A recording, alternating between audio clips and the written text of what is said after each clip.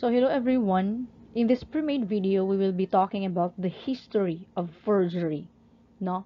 The sequence events that had happened in history regarding the forgery. Okay. Forgeries have had a long and varied history, actually, no? Occurring in such diverse fields as genealogies, official documents and letters, title deeds, false literary attributions, and manuscripts, including paintings in the history. No, um, forging paintings before were actually rampant, unlike in today's events.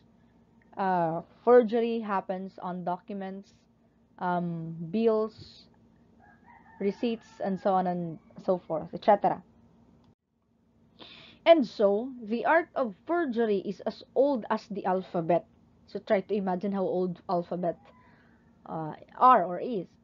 So the crime of forgery has been practiced since the ancient times in every country where writing existed and paper was used for financial transactions. So with that, let's start with what had happened during uh, 80 BC, no? So laws against was forgery was prevalent in Europe in the Middle Ages, no? Gradually laws were passed to prohibit forgeries in every developed country.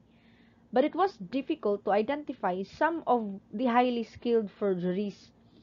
Kasi try to imagine naman this kind of thing just had happened no, so in terms of identifying them, in terms of detecting them, most especially they have been marked as the highly skilled forgeries, was a bit problem to these people during those times. But laws against forgery can be traced to 80 BC when the Romans prohibited the falsifications of documents that to land transferred land to heirs, no. So pag sinabi nating forgery was gradually, I mean, prevalent, it was actually somehow being practiced, widely accepted and favored. So nung mga panahon na hinahayaan na mangyari, now this kind of things na may mga falsification na, so when they found out that things don't go well with this kind of matter, no, they gradually laws were passed, no, to prohibit these things, to prohibit forgeries. Yan. Forgery was prevalent in Europe in the Middle Ages. Gradually laws were passed, no, to prohibit them. This is an example of an act of forging during those times. And now during 1562, rather, in England, prohibited forgery of publicly recorded, officially sealed documents with the intent to affect the title to land, as well as the knowing use of such documents as evidence in court in this very exact year. No? So during this very exact year, they have found out na pwede palang magamit to as evidence in court. No?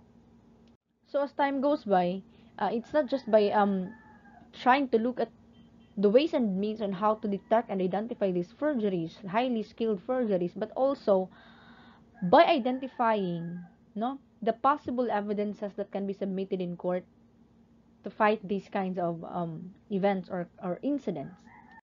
And now during 1726, in the first major expansion, no, of the law's coverage, a 1726 decision declared that a false endorsement on an unsealed private document was indictable, okay, both under the Elizabethan statute and at common law. Try to read what I have indicated there. During those time, writing only half a century later, William Blackstone was able to declare, after referring to several contemporary statutes, that states, okay, there is now hardly a case possible to be conceived wherein forgery that tends to defraud, whether in the name of a real or fictitious person, is not made of a capital crime. Hindi pa. But Blackstone defined common law forgery as crimen false, as the fraudulent making or altering of a writing to be prejudice of another man's right. Ibig sabihin, if a certain document has been signed, wherein signature is being required, signed by another person, not hindi galing sa taong kailangan pumirma, now, dyan pumapasok yung prejudicing of another man's right. Because if what happens next after signing such document na hindi dapat galing sa iyo yung signatory, what if it results to crime? What if it results to trouble? You are now prejudicing another man's right, no?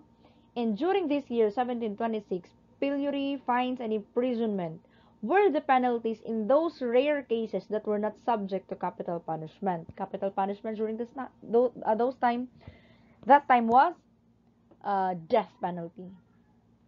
And as you can see in this portion, you can see Margaret Nesbit, or aka Margaret MacLeod, aka again Mrs. M. Lloyd. And she, during that time, was a forger. Try to see that, executed in Edinburgh in 1727. Bakit kaya? No? What was the issue? In a letter from John Boyd to Reverend Robert Wodrow, Boyd says about MacLeod, tong babaeng to, si Margaret. She was a very lewd woman, meaning napaka-filthy niya, napaka-vulgar, napaka-obscene, no? In keeping disorderly houses at Edinburgh, Cogate and Leith, and it is now concluded she will die for this crime. So that was the issue, the scandal there. She was known as a forger, and so because of being known as a prostitute and a pimp, no?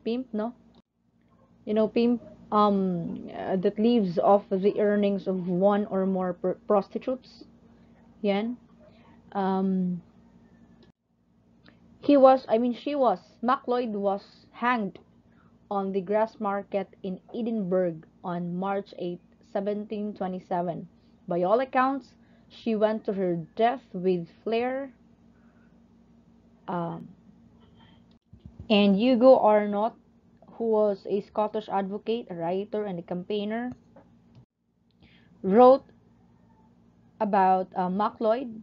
She went to the place of execution dressed in a black robe and a petticoat. Naka-black siya with a large hoop, a white fan in her hand, and a white sarcenet hood on her head, according to the fashion of the times. And that's how they describe their clothing during this time. When she came upon this scaffold, she put off the ornamental parts of her attire, pinned a handkerchief over her breast, and put the fatal cord about her neck with her own hands. That's how confident she is during her execution. She persisted to the last moment in the denial of her guilt. Kasi she keeps on denying it. But in her case, what she keeps on denying was being a pimp and a prostitute. Kasi according to Robert Wodrow, Robert Wodrow is a minister and historian known as a chronicle and a defender during those time in their place. Being known as a pimp and a prostitute, trial provides no evidence for this, but she, Margaret Nisbet, is really a forger during those times. Again, she persisted to the last moment in the denial of her guilt and died with the greatest intrepidity, meaning she died fearlessly, no, fearlessly. In 1819 in England, an issue of £1 notes consisting of simple pen and ink inscriptions on ordinary white paper proved irresistible to a great mass of people. Over the next 7 years, 94,000 people were arrested and 7,700 were sentenced to death. This is so because during that time, nalalaman na ng mga tao, they already know how to forge, um, for example, a paper bill, no, a document by, okay, using the simple pen and ink encryptions, no. That's why a question document examination is not just barely all about the forgery by means of a forging a signature, a document, by also knowing all the context and necessary details in a certain paper bill and how to detect if it is a authentic or not. And finally, during 1823 and 1962, in the United States, the principal federal forgery statute prohibiting making and forgery and or the alteration of any writing for the purpose of obtaining financial gain. That's the major purpose there, no?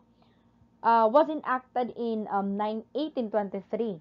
The American Law Institute's Model Penal Code of 1962 simplified and defined, ang tagal ng lata ko, Model Penal Code of 1960 simplified and defined the elements of forgery and became the standard for defining the crime of forgery.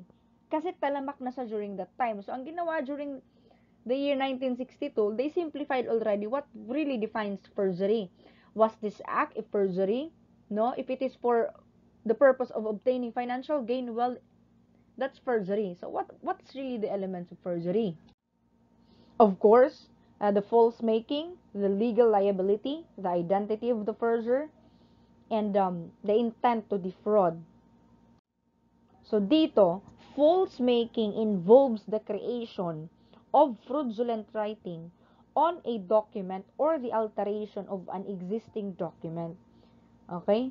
The whole document may be, in some cases, the whole document may be fabricated or just the signature lang. So again, the falsity in the forgery context is a term of art that developed in the common law. Again, the essential elements of forgery, okay? A false making of some instrument in writing, a fraudulent intent, no, yung intention mo to fraud a certain document, and an instrument apparently capable of effecting a fraud. So that's all for the history of forgery. Actually, there are so many more events that had happened in our in the history regarding forgery, but those are the highlights for this particular topic. So thank you for listening. Again, this is Maria Albina Embachicha, a registered criminologist and your question document examination instructor for this semester. Thank you.